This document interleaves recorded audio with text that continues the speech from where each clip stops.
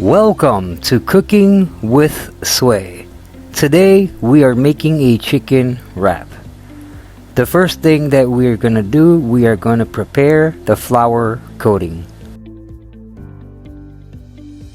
So usually I do not measure as far as the stuff that I'm adding to the flour, but as you can see the flour is already in the bowl, and I'm going to start with a good amount of salt.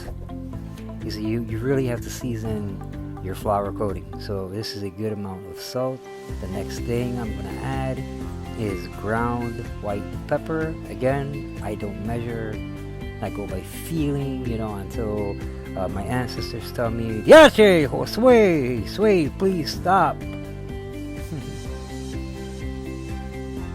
The next thing I'm doing, I'm adding ground black pepper.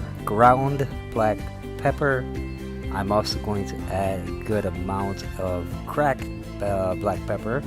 So I have a grinder that I can have the 3 different settings, and I'm setting it up for the cracked black pepper. As you can see, I'm grinding away. Again, I don't measure, I go by feeling until my ancestors tell me, my goodness, Wade, knock it off! Afterwards, I'm going to add a bit of coarse ground black pepper. So again, I set it up on the grinder, and as you can see, I'm going butt crazy with it. You see the combination of the 3 types of black pepper with the white pepper. It adds a good aroma, adds like different flavors. The next thing I'm going to do, I'm going to add just a tiny bit of ginger powder.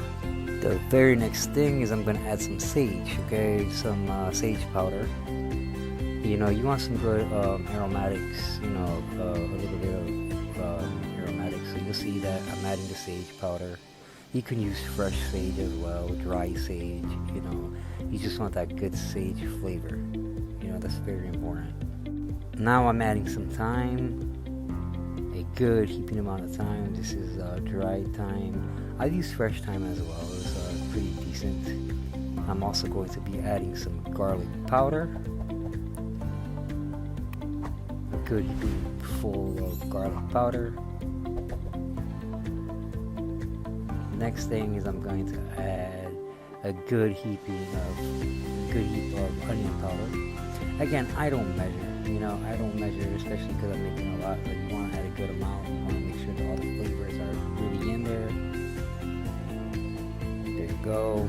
I think the only thing that I didn't show is I also added a little bit of coriander powder. You don't want to add too much coriander because it gives it a soapy flavor. But as you can see, I'm really mixing all of this together.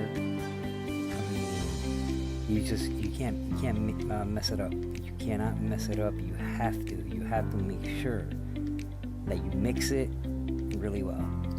Now, as you can see, I'm going to be working on the chicken. Some boneless chicken breast. I'm cutting it up right there.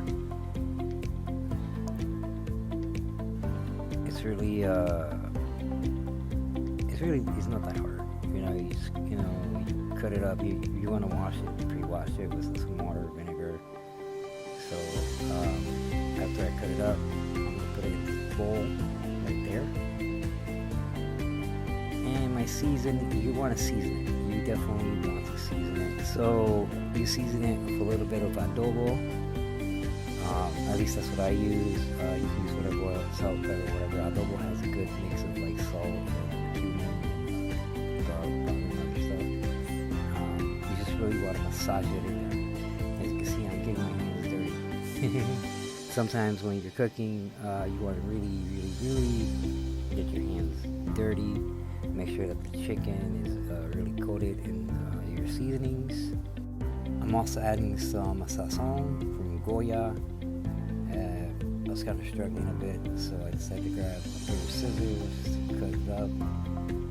At this point, I cut it up. So I started to just add the sazon in there. Sazon has a good little bit amount of salt in there as well.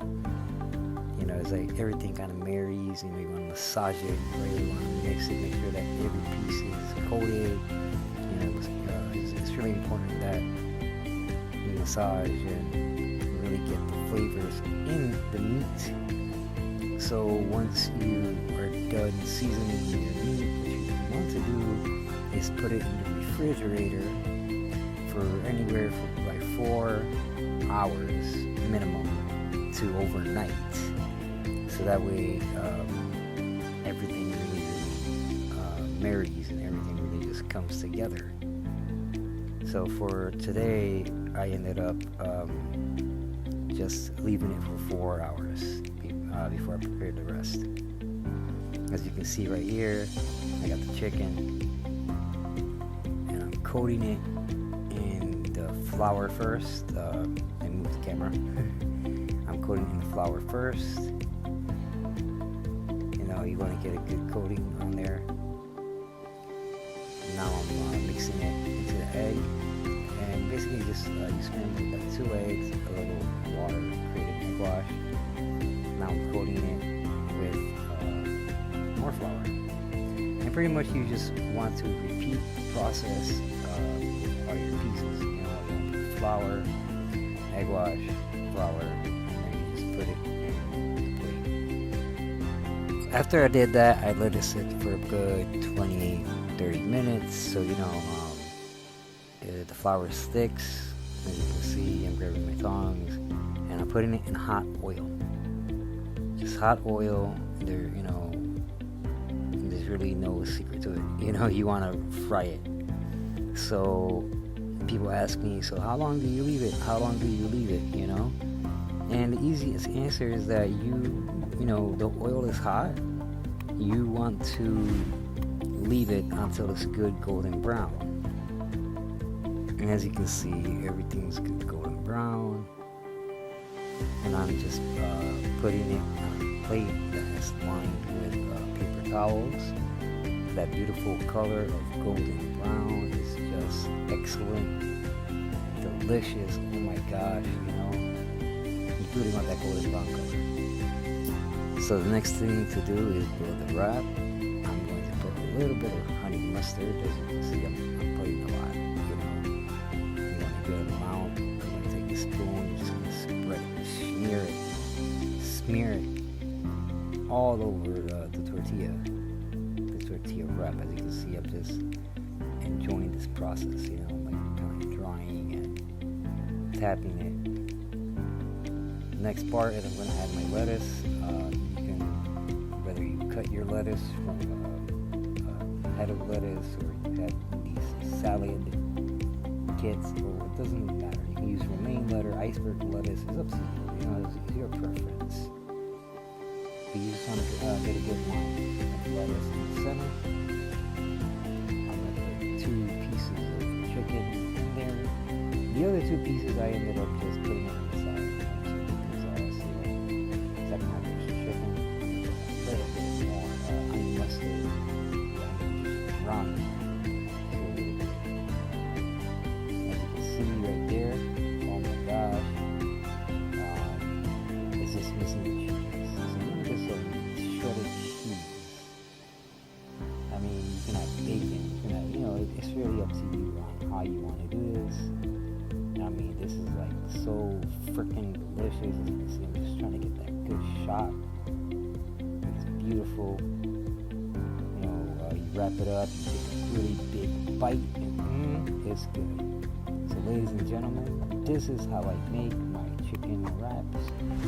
Feel free to use the same recipe, adjust it, do whatever you want. Just have fun.